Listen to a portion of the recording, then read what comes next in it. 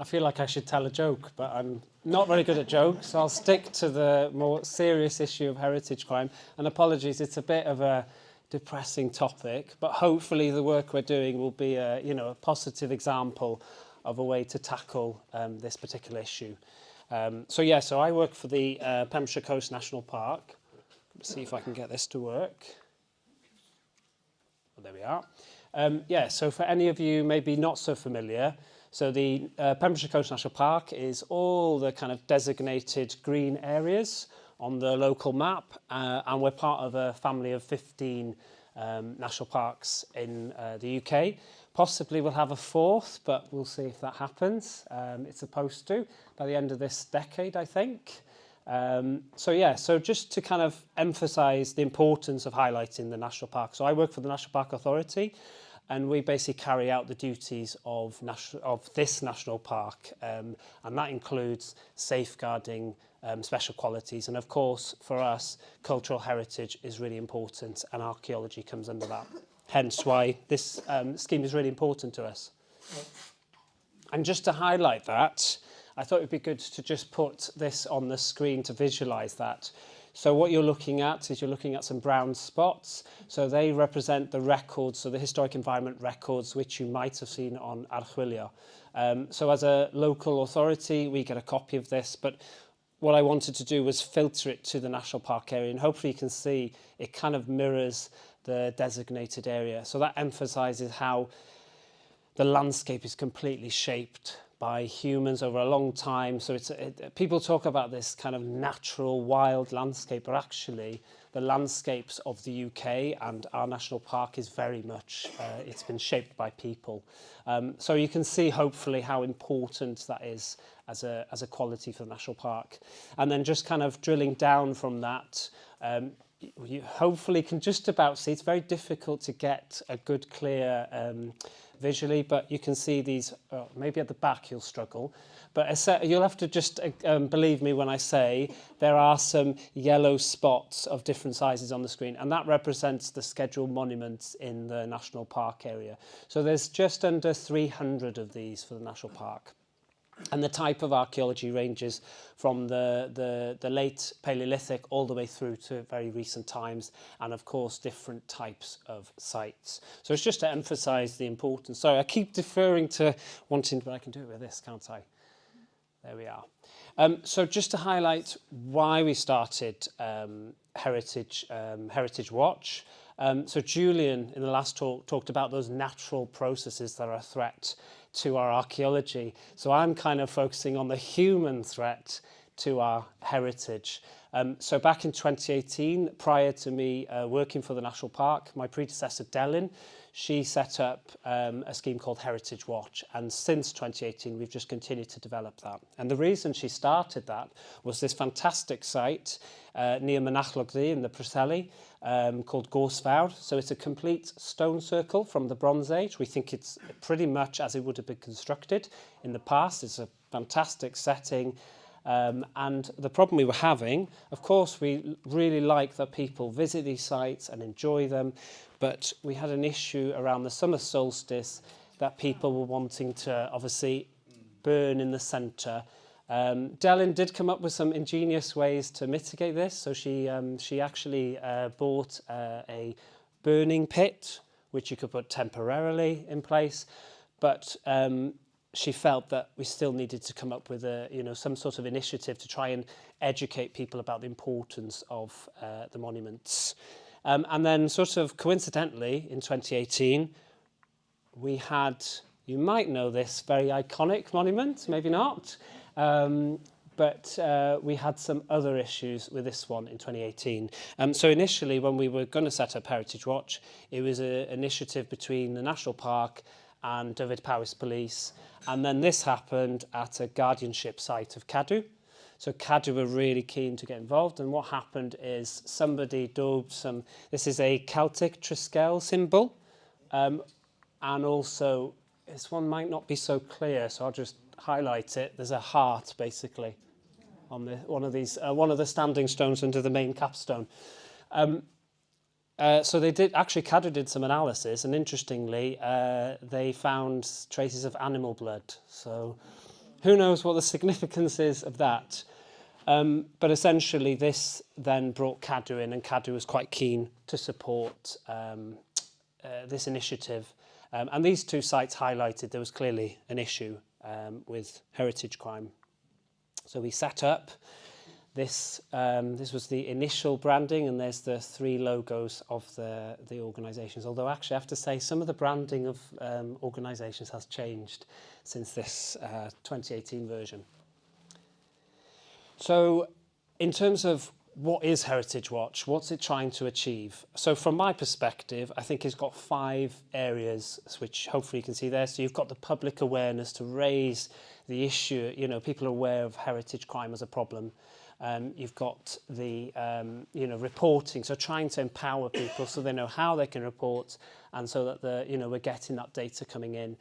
Doing some training with not only just professionals, but the, you know, the public, and just, you know, so people are equipped with what is heritage crime and then how you deal with that. So they're all kind of interlinked.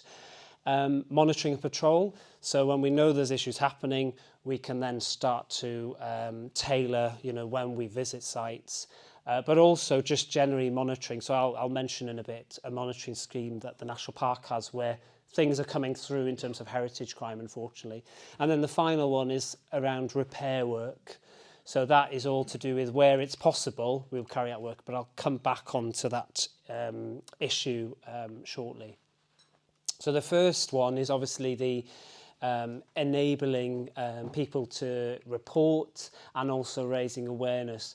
So what we did after the scheme was set up, or as part of that, initially there was a Facebook page set up by Delyn, and then that's gone through iterations of development in terms of branding, and hopefully you can see some of those new logos that have been added to it, so the partnership has grown. In terms of Facebook, so we've got about just over 600 followers, and some of the posts we put on, you know, has been seen by, you know, I think one of the posts I saw was over 14,000, although I think we've had even higher posts in the past. And that's all about how different organisations are sharing that information. More recently, we also set up what is now called an X account, or formerly Twitter. We've got slightly less followers, but again, both the two platforms are there for us to kind of give people information about, you know, issues we want to raise that are currently a problem, or it's about highlighting events like this where we're coming to do a talk about Heritage Watch and heritage crime. And then the other thing we've set up is we've got a web page on the National Park website, and I think that Dyfed Powys Police are looking at doing something similar. So really, Dyfed Powys Police should have this on their page. But as it stands, because we set up the scheme, we kind of developed that. So on there, there's information about what is a heritage crime and what can you do about it. You can also sign up to a mailing list. And some of the other things we do to raise awareness is we have a annual newsletter. Just tells you what we've been up to for the year. And yeah, you can sign up to our mailing list, which will give you information from time to time. And then just kind of following on the theme of, you know, public awareness and reporting, we have done several interviews with various media. What's really positive is the Facebook and the X account, they're clearly working because some of the attention we've got has come through because of that. Efforts to put those posts on, but we've done stuff with, you know, local media like the Western Telegraph, or, you know, more national S4C, BBC, ITV. So there's several different outlets we're trying to, you know, tap into to raise the profile of this issue. In terms of reporting, so these are just some lovely examples of some of the issues we've had, and I have got a sheet, so apologies, I'm going to have to rely on this as a note because it tells me what types of incidents we've had. So since 2018, the National Park has been reporting along with volunteers and members of the public and other agencies. So we've had to date 69 incidents, and these are just some of those examples. So just to highlight the types, I had a look the other day on our spreadsheet. So vandalism, which hopefully you can see there, graffiti, arson, And arson also for the policing purpose covers things like, you might have an innocent campfire out in the wild, but that would be covered under that definition. Disturbance, rearrangement, night hawking, unauthorised metal detecting, theft, damage, burglary, off-roading, unauthorised works, trespassing and antisocial behaviour. So that hopefully gives you a kind of flavour. And it's worth highlighting with those types, in a lot of cases, the heritage isn't the direct victim. It's almost someone doing something on the site. In some cases, it will be intentional, so they might be stealing something, or they're doing something like unauthorised metal detecting. So in some cases, it will be. In a lot of cases, they're just indirect. So the graffiti, this is from a monument in St. David's. I don't think the youths who are doing this are doing it to target the heritage. It's just, unfortunately, the heritage is the indirect victim of this particular issue. In terms of the reports, we share them. So the National Park, when we report, we will then share with the HENEB, or what was the Archaeological Trusts, CADU as well. So we're all sharing that data, and that sort of builds a picture of the types of problems we've got, and that can help in terms of resourcing with patrolling and monitoring. So it's really useful data for that purpose, but hopefully you can just see the examples there. So the other thing I mentioned when I talked about the strands of Heritage Watch was around training. So prior to COVID, we used to deliver in-person training. So the last one we delivered, which is that lovely photo of us around a monument, that was for the neighbourhood policing team in Pembrokeshire, and that was in partnership with the inspector from CADU. And we just highlighted the legislation around things like scheduled monuments and designations, and then we highlighted what's a heritage crime and what can the neighbourhood policing team do to try and help us tackle this. And then COVID hit. We were supposed to do a pan-Wales training, so for organisations across Wales, so the police forces, but other organisations interested in heritage. Unfortunately, we couldn't do that, so we did this joint training event online. So COVID, I think someone mentioned, it has changed the way we can carry out some of these. So we've done several virtual training events since, but hopefully you can just see the logos there. So we even had, you might have seen, he's been in the, I think he's the lead nationally, Mark Harrison from Historic England. So he was helping us with that training. We had some of the national parks there, and we even had some neighbouring police forces. So I think West Mercia and Cheshire were also involved. So that's really positive. And then just some other things in terms of training. So talks as well, public events, and I've got the information with me if you go to the stall. It's the same place where the postcards, which have the QR code so you can see the reconstructions the National Park have created. So just some of the stuff we're doing in terms of training. And then the patrols, so really good. So we've got into quite a good routine. So when we know key times of the year, we'll carry out patrols. So around the summer solstice, there's particular sites, particularly in the Preseli for us, which will be at risk of potential things like the image I showed at the beginning around fires. So this is a PCSO who quite regularly visits, and sometimes we will post about that, and people seem to like seeing that.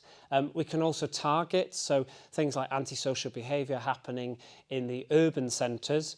We can, we know when potentially those things are going to happen, so the police can, do their patrols at particular points in time.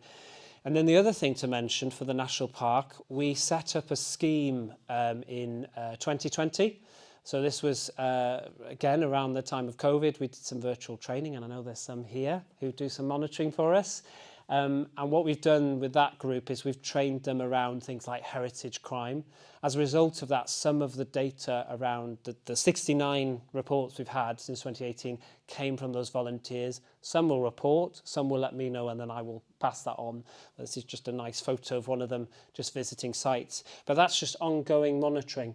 So it's really good to give us that picture. One thing I should have mentioned about reporting as well is I've been to some national meetings where the police give their intel, and they were looking at heritage crime in Wales, and Pembrokeshire, or the national park area, looked like it had disproportionately a problem with heritage crime, but actually that is, I think someone else raised it in one of the talks before, it's about the reporting. So it looks like we've got lots of heritage crime in our area as a problem, but actually it's probably the same in other places. Probably different issues, but it's just an important point to mention. So this is kind of a positive note around patrolling. So the last summer solstice last year, the local PCSO and our National Park Ranger, they visited Gorsfawr, so that first site that kind of inspired us to set up this scheme. This was the amount of people, and this is in a really remote part, of people who wanted to come and enjoy that site around the summer solstice. But what was really nice was, instead of a fire in the middle, we had some flowers. So I think we can put up with some flowers. So that was a really positive message. So just on sort of repair, I think I kind of approached this before when I was looking at one of the other strands. So in a lot of cases, some of these will be really straightforward to deal with. So we get a lot of rearrangement of cairns, ramparts. In this case, I was out with some volunteers on Carningley. People had created a shelter inside one of the ramparts. So what we did is we just reconsolidated, so refilled that in. What takes the time is, as a scheduled monument, we needed that consent from Cadw. And that's the important thing, is it's important that people don't just go ahead and they might be doing the right thing, or they think they are, but sometimes if they're designated, you do need that consent so you can carry out the work. So we worked with Cadw to get the consent and decide the approach to deal with that. And then other ones involved. So this second one is just the result of, we had some unsightly graffiti on another monument, and the Paul Ranger had a toothbrush for a few hours with this special agent, which was not, it wasn't corrosive abrasive, it was just the special stuff to remove the graffiti. They spent a couple of hours doing that, which, take my hat off to them. And then the last one, in other cases, it's just a case, and this is Toby Driver here with me. We'd done a guided walk around St Bride's, and then in the lime kiln, someone had decided it was a good place to have a fire, obviously. So we just removed that material and then just let the area just naturally repair. And we're really careful about the kind of posts we do, because sometimes we can have a bit of backlash, or we can inspire others to carry the same type of activity. So we have to think carefully about that as well. And this is just an example in terms of repair. Sometimes what we do is we just let the place naturally repair. So we might have taken away some of the material used for this fire. This is St David's Head Camp. So this is quite a large, or the remains of a hut circle. And then in the centre, someone's had this quite large fire. This was back in 2020 or 2021. And obviously we've got a nice volunteer there for scale, so you can see the size. But essentially in this one, what we did is we just monitored over a number of years. Just to highlight as well, in a lot of cases, the damage is also having an impact on the natural environment, because a lot of these are designated as triple SIs as well. So, they're not only just impacting the historic environment, but the natural environment as well. And then unfortunately, we have our cases where we just can't do any repair. The damage is just the type of damage. So in this case, while it's really, obviously they're very good at doing this on the stone, but you can't do any kind of repair on that. It's just, unfortunately, you've just got to try and mitigate and try and educate people not to do these sorts of things in the future. And again, with graffiti, one of the problems we get is we might clear off that graffiti, but the problem that happens is you clear that off and then you get ghosting. So the shadow of what was there is still there. So in some cases, we can't actually, do the repair work. So in terms of the Heritage Watch, so we started as something set up in 2018 between 3 organisations, and since then it's grown. So it's now logically covering Dyfed Powys, so the middle. So we cover that large patch, and that basically mirrors the police force. And then in terms of a national picture, so this scheme is helping feed into, you know, the trends. We're also supporting the setting up a North Wales Heritage Watch, which is currently kind of in development. And again, you know, we've been feeding into training. So we're kind of going from that localized all the way up to, you know, the national picture. So this is a lovely picture, and this was after our training I mentioned we did before COVID. So in terms of the Heritage Watch scheme, so I think the legacy, or what we've achieved so far, is, you know, it's increased reporting. We're carrying out repair work at sites. Collaboration has increased as a result. You know, we're delivering training, and, you know, we've got quite an effective monitoring and patrolling scheme going. So I think the Heritage Watch is key, and it's going to help us safeguard, you know, heritage in, you know, now and into the future. So thank you very much. That's my final message. And then there's just some key links there.